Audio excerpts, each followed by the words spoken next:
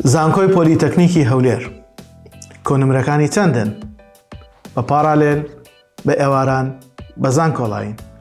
فەرمون لەگەڵمان بن بۆ پێشکەشکردنی هەڵقەیەک سەبارەت بە زانکۆی پۆلیتەکنیکی هەولێر و ئەو بەشانەی کە هەیەی کۆنمرەکانیان چەندە. تا کۆتایی بینەرمان بن.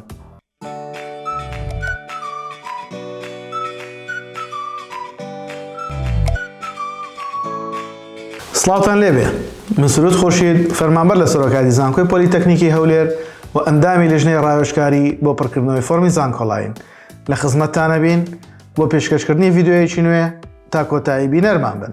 خۆشحاڵین لە ڤیدیۆیەکی نوێ سەبارەت بە کەمترین کۆنمرەکانی وەرگیراو لە زانکۆی پۆلیتەکنیکی هەولێر لە هەر بەشێک، لە هەر زانکۆیەک، لە هەر کۆلێژێک کە وەرگیراوە. پێشکەشتان ئەکەین بۆ ئەوەی زانیاری تەواوتان بدەینێ سەبارەت بە بەشەکان و شێوازی خوێندن و وردەکاریەکانی.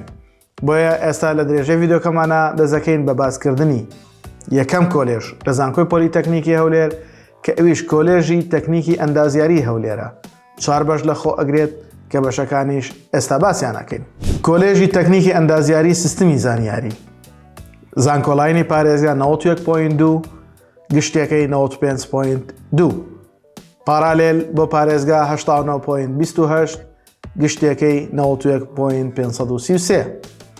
تەکنیکی ئەندازیاری شارستانی 90.2 بۆ زانکۆڵاینی پارێزگایە و گشتەکەی 93.333.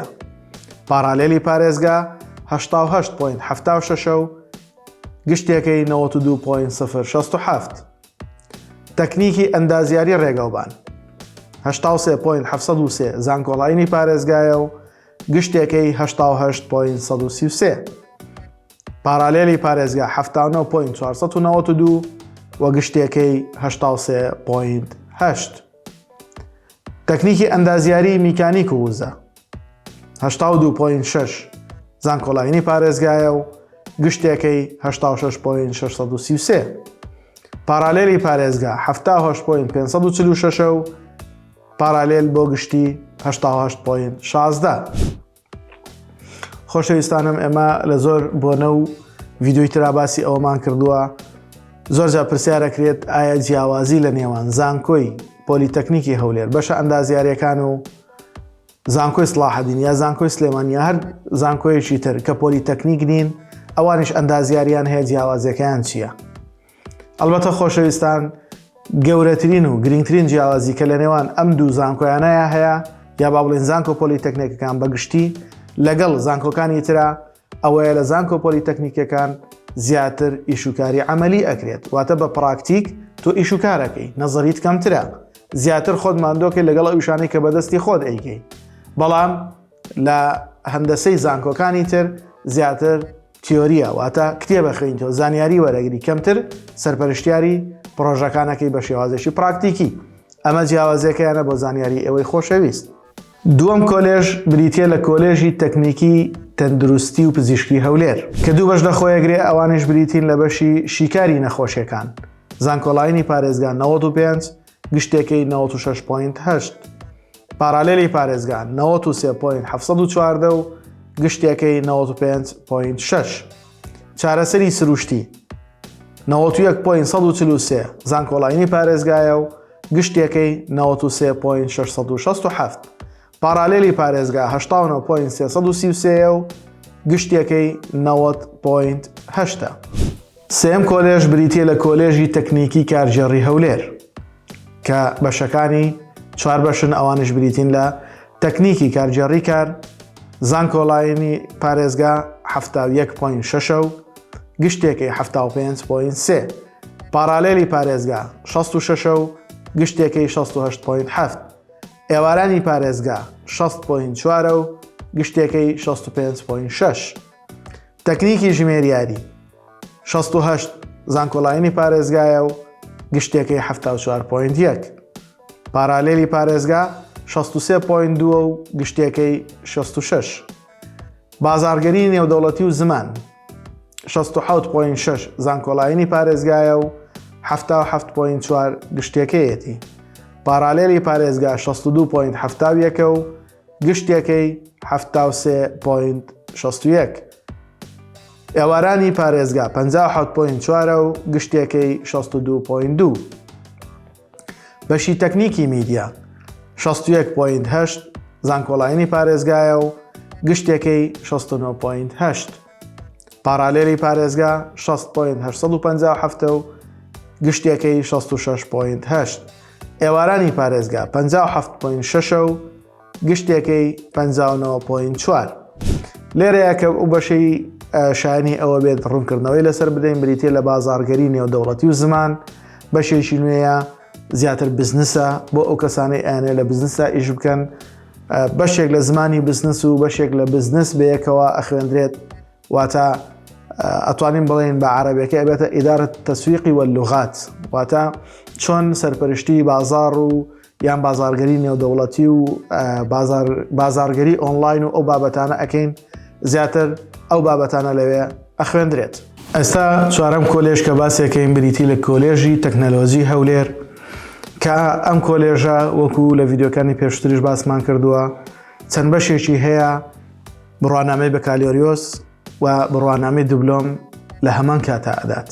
واتە ئەو قوتابیانەی کە لە پۆلی 12 وەرە ژیرێن دوو ڕێگەیان لێ پێشە.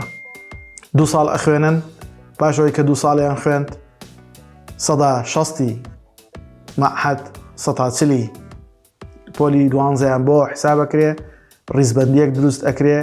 لە 150 ئەو قوتابیانەی کۆنمرەیان لە ڕیزبەندیە لە یەکەمەکانە، واتە بۆ نمونەگە 100 کەس بن، لە 1 هەتا 50 ئەتوانێت 2 ساڵی دیکە بخوێنێ و کۆلێژ تەواو بکات. و ئەوانەی تریش کە ئەمێننەوە لە 150کەی ترکە لە 50 کە تا 100 ئەبێت بە بڕوانامەی دیبلۆمی تەکنیکی، واتە بە شەهادەی مەعهەد ئەچنەوە ماڵی خۆیان و ئیشوکاری خۆیانەکەن. واتە ئێمە هەندێک بەشمان هەیە ئەوانەی کە ئەڵێ بڕوانامەی بەکالۆریۆس و دیبلۆم مەبەستمان لەوەیە کە باسمان کرد.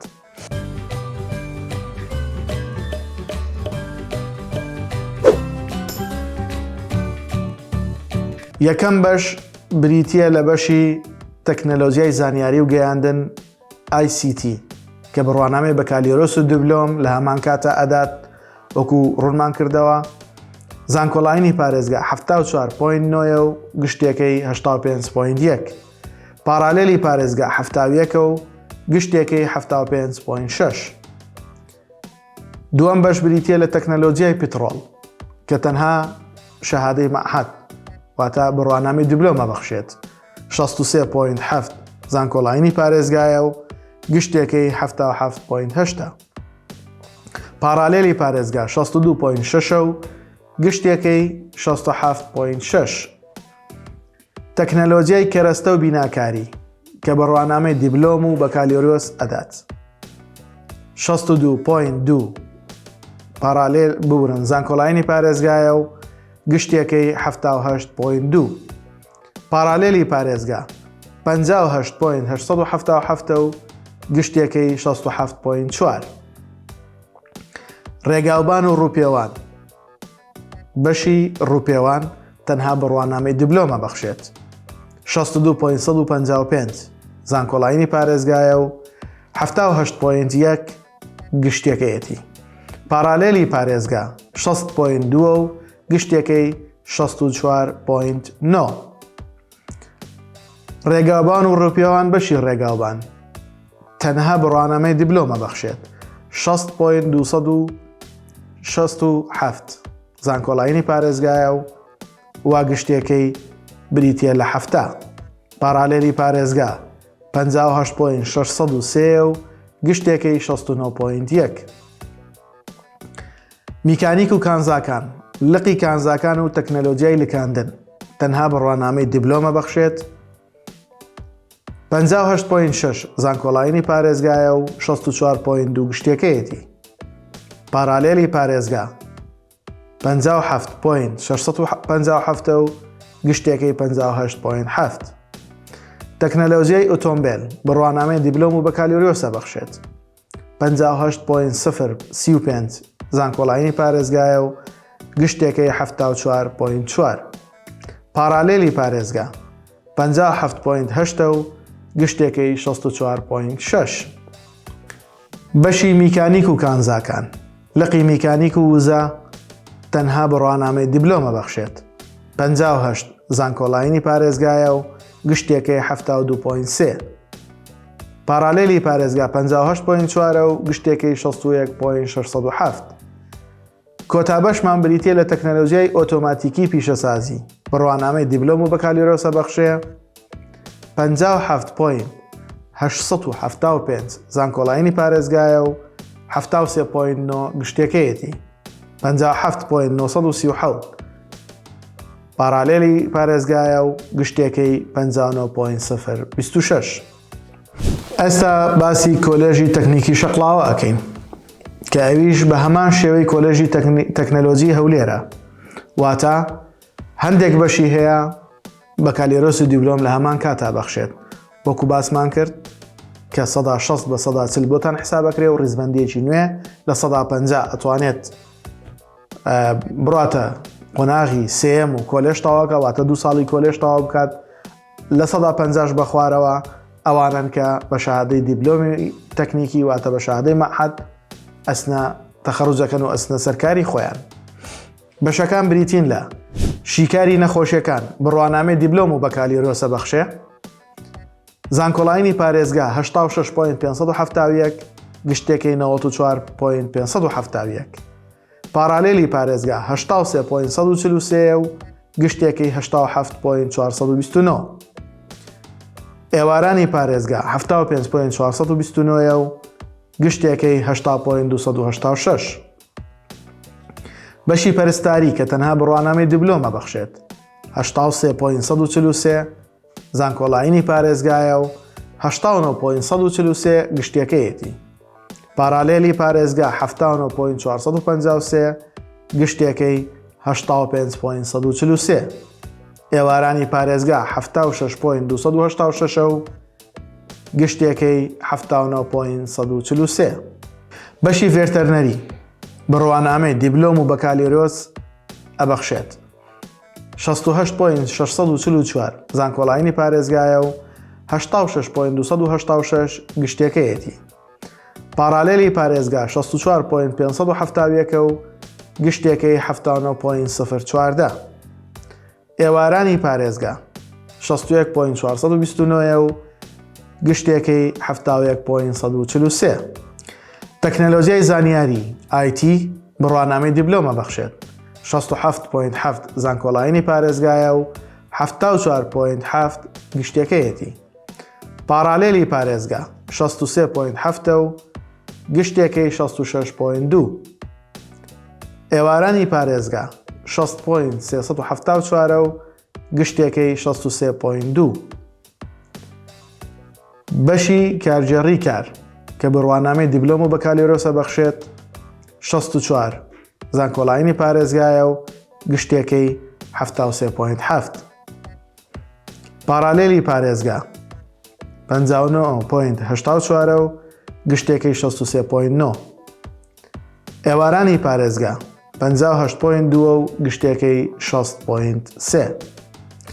تەکنیکی تەلارسازی تەنها بە ڕوانامەی دیبلۆمە بەخشێ 60.6 زانکۆڵاینی پارێزگایە و 76.038 گشتێکەیەتی. پارالێلی پارێزگا 58.6 و گشتێکەی 65.4. ئێوارانی پارێزگا 57.096 و گشتێکەی 59.2. بەشی بیناکاری کە تەنها بە ڕوانامەی دیبلۆمە بەخشێت 59.175 زانکۆڵاینی پارێزگایە و گشتێکەی 67.8. پارالێلی پارێزگا 58.7 و گشتێکەی 63.6. ئێوارانی پارێزگا 56.872 و گشتێکەی 59.053. سیستمی زانیاری کارگێڕی تەنها بە ڕوانامەی دیبلۆمە بەخشێ و 58.2 زانکۆڵاینی پارێزگایە 62.9 گشتێکەیەتی. پارالێلی پارێزگا 57.596 و گشتێکەی 59.205. ئێوارانی پارێزگا 56.065 و گشتێکەی 57.554. کۆتابەش لە کۆلێژی تەکنیکی شەقڵاوە کارژێڕی دەستگاکانی گەشتیاریە کە تەنها بڕوانامەی دیبلۆمە بەخشێت 57.4 زانکۆڵاینی پارێزگایە و گشتێکی 6.819 ئێوارانی پارێزگا 57 و ببرن پاراڵێلی پارێزگا 57 و گشتێکی 58.8 ئێوارانی پارێزگا 55.529 و گشتێکی 57.4 خۆشەویستانم بۆ ئەوی ڤیدیۆکەمان زۆر دوور درێژ نەبێ ئێوەش لێمان بێزار نەبن بۆیە بە دوو بەش زانکۆی پۆلیتەکنیکی هەولێر بۆ ئێوە باسەکەین بۆ هیوایی ئەوانەی کە تا ئێستا باسمان کردبێ ڕوونکردنەوەمان لە سەریدا بێت سوودی هەبێ بۆ ئێوەی بەڕێز ئێوەش لە ڤیدیۆکانی داهاتووە چاوەڕوانی بەشی دووەمی زانکۆی پۆلیتەکنیکی هەولێر بن بۆ هیوایی بتوانین بە شێوەیەکی پوخت بەبێ ئەوەی لێمان بێزار بن بتوانن ڤیدیۆکانمان ببینن زانیاری لێ وەربگرن هەر ڕاوپێشنیار و سەرنجێکتان هەبوو ئەوە بۆمان بنێرن ئێمە لە یوتیوب لە ئینستاگرام لە خزمەتی ئەوەی بەڕێزین ئێوەش لایک کۆمنت ڤیوکردنی ڤیدیۆکانمان لە یاد مەکەن بۆ ئەوەی بتوانین زیاتر خزمەتی ئەوەی خۆشەویست بکەین بە هیوای ئەوەی باسمان کردێت سوودی پێگەیان دەبێتن ئەتان بینینەوە